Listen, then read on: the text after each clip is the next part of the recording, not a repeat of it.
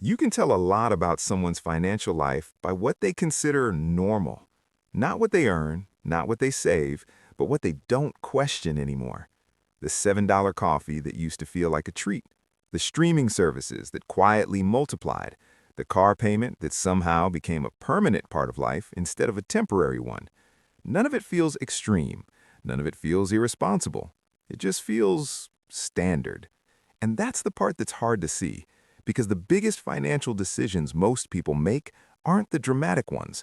They're the ones that slowly blend into the background until they stop feeling like decisions at all. My name is Daniel, and I spend way too much time thinking about money psychology.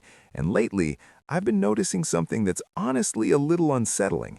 The definition of a normal life in 2026 has quietly shifted upward, but incomes haven't kept up in the same way. And because the shift happened gradually, people didn't feel it happen. It's like the financial version of slowly turning up the temperature in a room. You don't react to it in the moment. You just wake up one day wondering why everything feels harder, tighter, and slightly out of reach, even though you're doing exactly what everyone else is doing. Think about a typical mid-20s or early 30s professional in the US right now.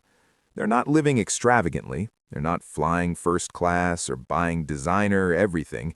They're doing what most people would agree is a reasonable, balanced lifestyle. Maybe they're paying around $1,800 to $2,400 in rent, depending on the city. They have a car payment somewhere between $400 and $700. Insurance adds another $150. Groceries have crept up to $400 or $500 a month.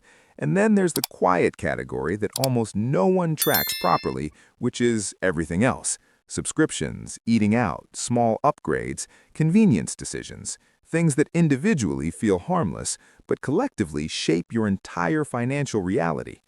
If you actually pause and do the math, even roughly, you start to see something interesting.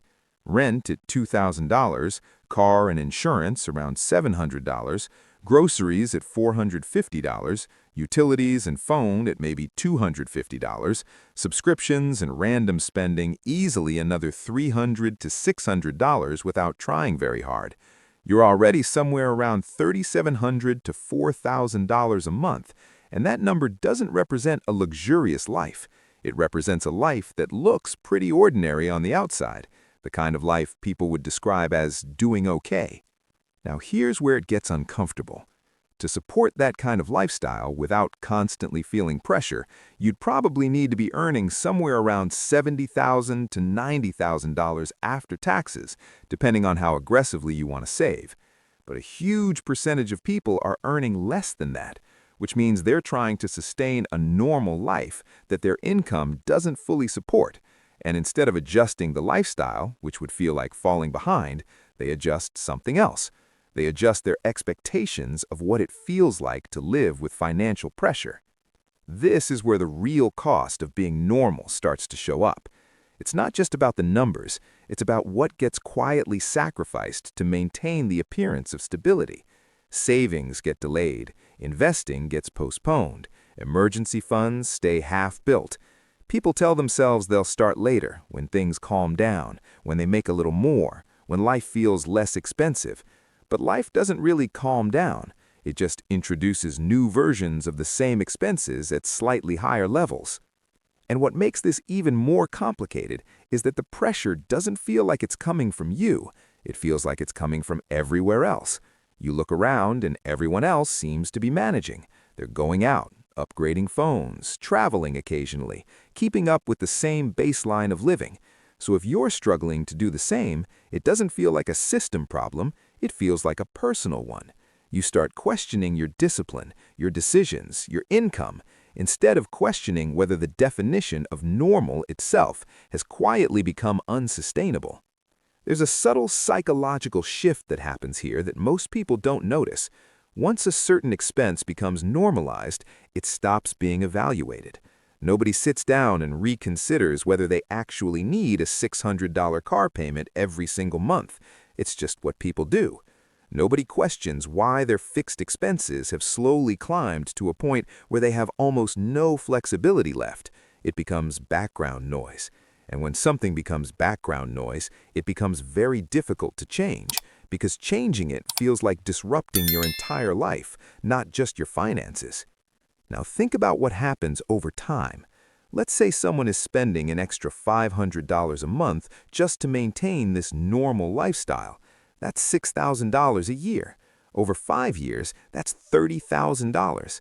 And if that money had been invested instead, even with modest returns, you're not just looking at $30,000, you're looking at what that money could have become. The real cost isn't the spending itself. It's the opportunity that quietly disappears in the background while everything feels fine on the surface. Here's where it gets a little counterintuitive. The people who appear the most stable financially are sometimes the ones closest to this edge, because they've optimized their life around maintaining a certain image of normalcy. Their expenses are predictable, their lifestyle is consistent, everything looks controlled, but there's very little room for error. One unexpected event, one shift in income, one major expense, and suddenly the whole structure feels fragile. Not because they made reckless decisions, but because they followed a version of normal that left no margin. And this is where the conversation usually goes in a very predictable direction.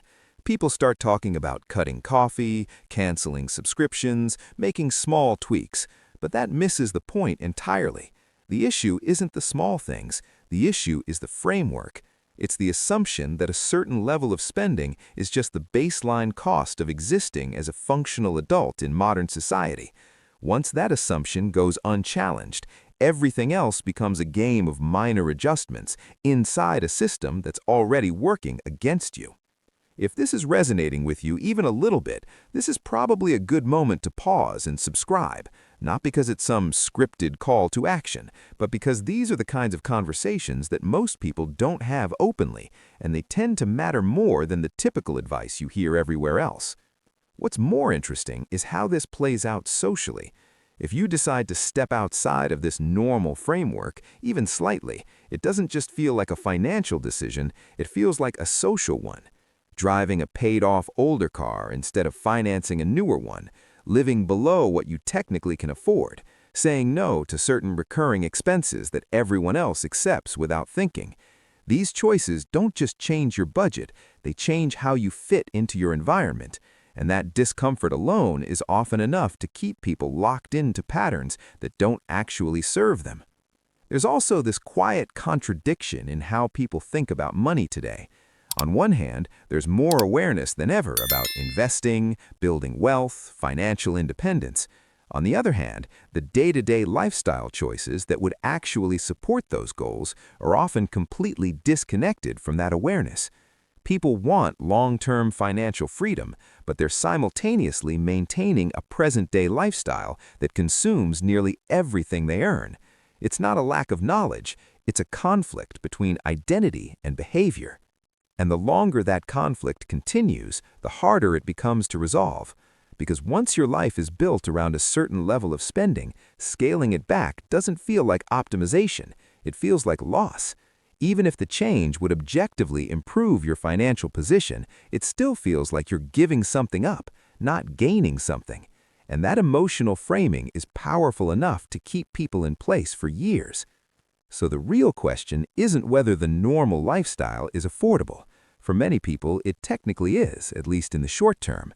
The real question is what it's quietly costing you over time, not just in dollars, but in flexibility, in options, in the ability to make decisions without constant financial pressure in the background. Because that's the part that doesn't show up on a monthly budget, but ends up shaping almost everything else. And maybe the most uncomfortable realization is this: the system doesn't need you to live extravagantly to keep you financially stuck. It just needs you to live normally, to follow the expected path, to accept the standard expenses, to gradually increase your lifestyle as your income grows, without ever stepping back and questioning whether the entire structure makes sense for you personally. That doesn't mean the answer is to reject everything or live extremely. It just means being intentional in a way that most people aren't.